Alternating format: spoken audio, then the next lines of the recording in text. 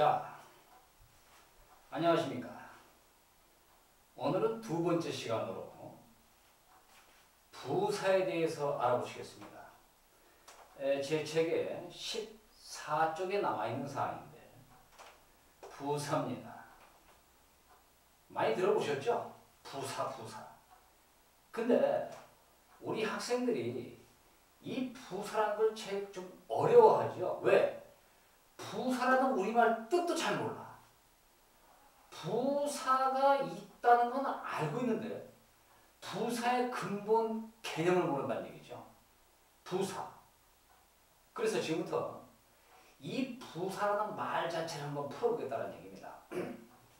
자, 이 부사에서 영어에서 말하는 부사 이 부자는 바로 들어보셨죠?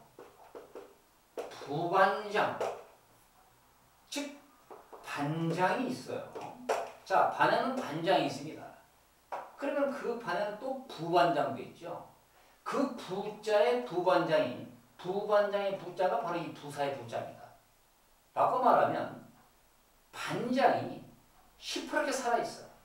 그러면 부반장은 별 의미가 없어요. 무슨 말인지 아십니까? 다시 말해서 반장이 없거나 반장이 어떤 수행 능력을 상실했을 때는 부반장이 되죠. 근데 반장이 훤히 있으면 부반장은 거의 있으나마나한 존재. 또 부통령이 있습니다. 부통령, 미국의 부통령. 대통령은 있죠? 대통령, 오바마. 대통령은 잘 아는데 부통령에 대해서는 나도 이름도 잘 몰라. 왜? 대통령이 시퍼렇게 살아있으니까. 그래서 이 부반장, 부회장, 부통령, 아하, 이 부자가 바로 영어에서 말하는 이 부자입니다. 즉 한자로 버금부라고 그러는데 그건 잘 모르겠고 어쨌든 부자가 그런 부자야. 그러면 사는 품사의 사자고. 그러니까 부반장은 있어도 좋고 없어도 나쁠 거 없죠.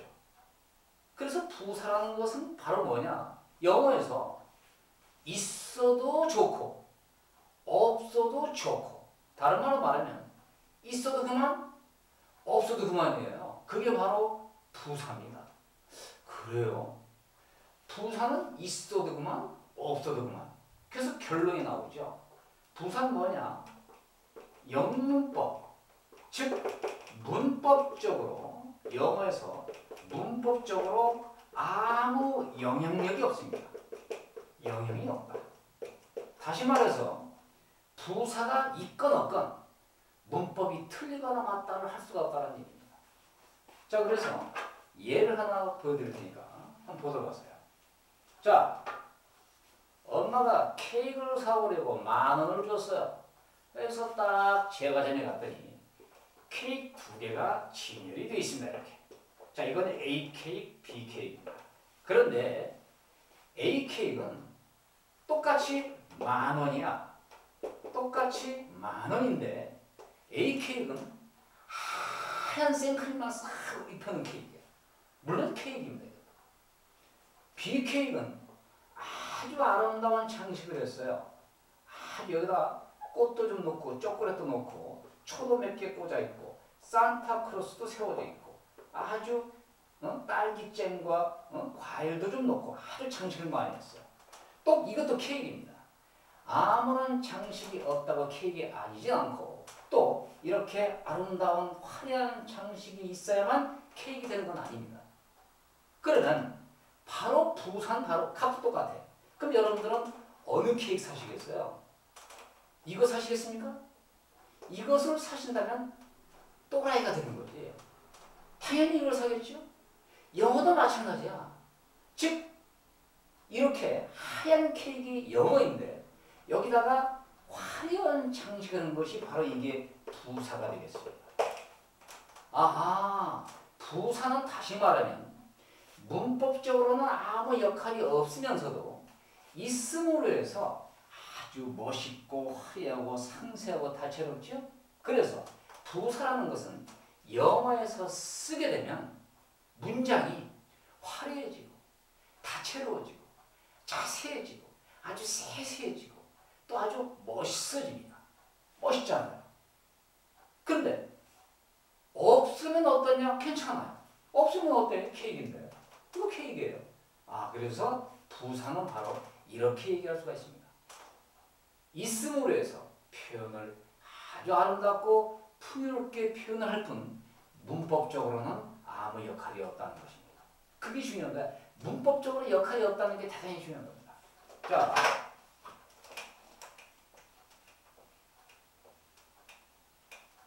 그래서 부사라는 것은요, 우리가 수능 예문이나 독해라면 이렇게 보면 이렇게 꽉 찼어요.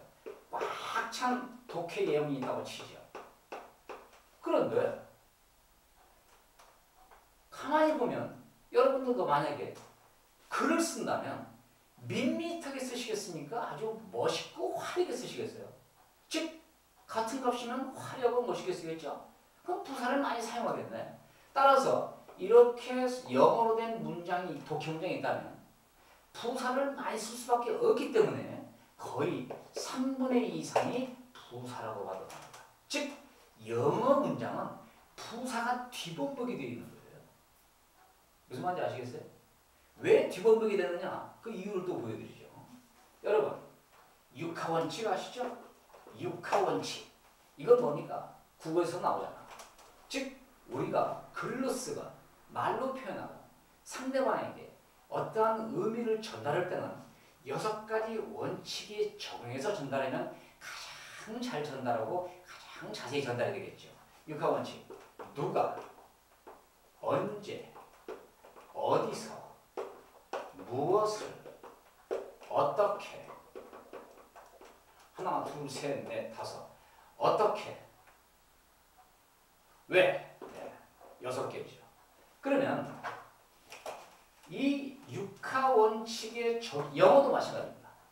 글을 쓰는 작가도 이 원칙을 적용하는 걸 아주 좋아하겠죠. 그런데 6개 중에서 잘 보세요.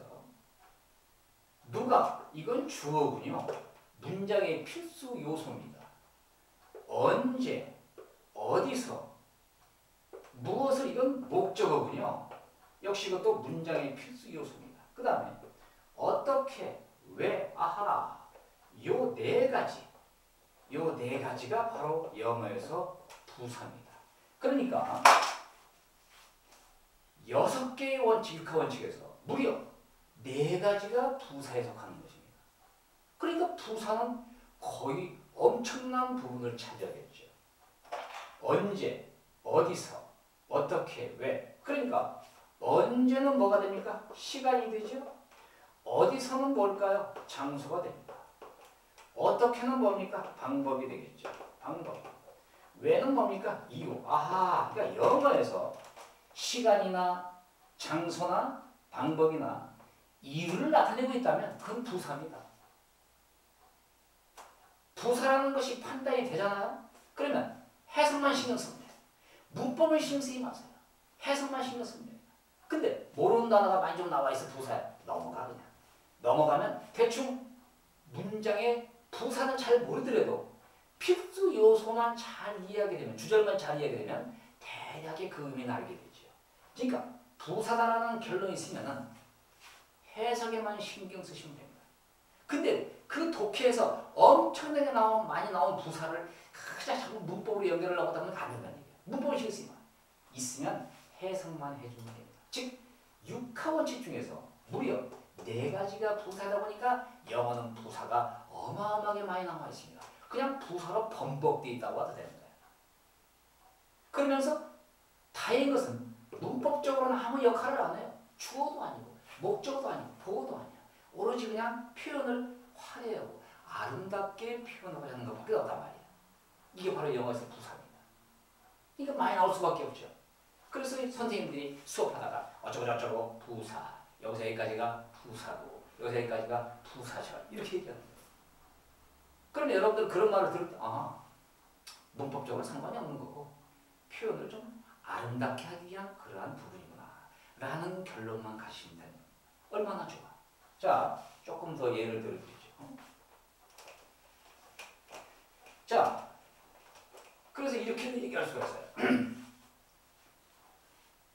장소, 시간, 이유, 원인, 방법, 조건, 양보 또는 어떠한 정도의 과다 또는 부정, 강조.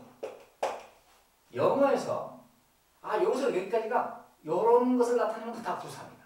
즉 부사는 한 단어로도 존재할 수 있고 단어가 두 개 이상 모인 구로도 존재할 수 있고 주어와 동사의 형식을 갖춘 절로도 존재할 수 있죠. 그래서 부사구, 부사절 하는 것입니다.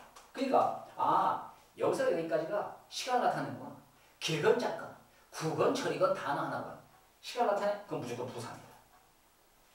우리말 해볼까요? 내가 어저께 그를 만났을 때 나는 그가 반가웠다. 즉 부사구니까 어제 그를 만났을 때가 다 부사입니다. 무슨 말인지 아시겠어요? 만약 당신이 요 모퉁이로 돌아가신다면 우체국을 발견할 것입니다. 어디 부사입니까? 당신이 요 모퉁이로 돌아가시면이 부사입니다. 또 단순히 난 어제 그를 만났다. 어디 부사입니까? 어제가 부사입니다. 그건 한 단어겠죠. 그래서 부사는 이렇게 장소, 시간, 이유, 원인, 방법, 조건, 양목, 정도의 과다, 많고 적은, 그 다음에 부정, 강조도 다 뭐로 표현하게 돼 있어? 부사로 표현하게 돼 있습니다. 부사가 어마어마하게 많이 나와. 그 부자는 바로 있어도 그만, 없어도 그만. 즉 부사는 있음으로 해서 좋고 없어도 큰 상관없고 문법적으로 아무 역할도 없어요. 문장의 사요소 어저께 배웠죠. 주어, 동사, 목적어, 보어. 사요소 중에 부사는 없어요.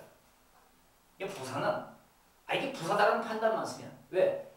사요소만 구별해내고 나머지는 다 부사야. 그러면 부사라는 판단만 쓰면 해석만 신경 쓰면 돼. 해석만 좀 맞춰주면 돼. 문법으로는 아무 상관하지 마. 여러분 문법 어려워하시죠? 그러니까 부사만 구별할 줄 알면 문법이 아무것도 아니라는 얘기죠. 주어, 목적어, 보어만 구별을 하고 동사만 구별하신다면 문제의 골자는 충분히 이해하는 것. 나머지는 다 몽땅 부사입니다. 이것이 바로 영어에서 부사예요. 그러니까 이 부사의 부자 자체를 학생들한테 부사 그러면 글쎄요 형용사를 꾸미고 동사를 꾸미고 뭐 꾸미는 거죠 정도밖에 얘기할 뿐 정확한 이유를 잘 몰라요. 동사나 형용사나 부사를 꾸미다 보니까 이런 의미를 주는 겁니다. 이게 영어에서 말하는 부사입니다. 부사. 비번복되어 있다. 독해 문장에 어마어마하게 많이 납니다. 자, 수능 독해라든가 어떤 문제를 만들어내는 그런 사람들은 똑똑한 사람들이야. 그 사람들이 글을 쓸 때 부사를 안 쓸까요? 무지하게 쓰겠죠. 이유는 똑똑하게 나타내고 싶으니까, 영리한 척하고 싶으니까, 유식한 척하고 싶으니까 부사를 많이 쓸 수밖에 없는 거야. 즉 육하원칙에도 무려 4가지가 부사다 보니까 이 4가지를 거의 빠뜨리지 않을 수가 없다는 얘기죠. 그러니까 독해 한 줄에 거의 부사가 4개, 5개씩은 그냥 들어가 있다는 얘기입니다. 이러한 부사를 어떻게 잘 이해하고 이것이 부사다. 이것이 부사라는 판단할 때 문법은 한결 쉬워지는 겁니다. 다음 시간에는 전치사에 대해서 말씀드릴 건데 이 전치사가 바로 이 부사와 엄청난 연관을 가지고 있습니다. 그래서 영어에서는 저는 이렇게 얘기하고 싶어요. 거의 부사의 세상입니다. 다음 부사는 있어도 그만 없어도 그만. 영어에서 100개가 있건 1000개가 있건 하나도 없건 문법으로는 절대 틀리지 않습니다. 그것이 바로 영어에서 말하는 부사가 되는 것입니다. 한 단어로도 존재하고 단어 2개 이상 모인 구로도 존재하고 주어 동사로 존재하기 때문에 다 부사, 부사구, 부사절 이렇게 얘기하는 것입니다. 그래서 앞으로 여러분 해석을 할 때 장소를 나타내 시간, 여기서 여기까지 장소야 길건 짧건 시간, 이유, 원인, 방법, 조건, 양보 이런 걸 나타내면 그건 다 몽땅 부사를 보시고 해석만 조금 신경 써주시면 됩니다. 이 부사를 갖다가 이해하셔야 영어 독해를 이해하시고 문법에 큰 부담을 안 가시게 되는 겁니다. 자, 그럼 이 부사를 잘 이해하시면 다음 시간에 전치사에 대해서 한결 더 수월하게 이해를 하실 겁니다. 전치사 어렵죠? 제 강의를 들으시면 무척 쉽습니다. 다음 시간에 뵙겠습니다.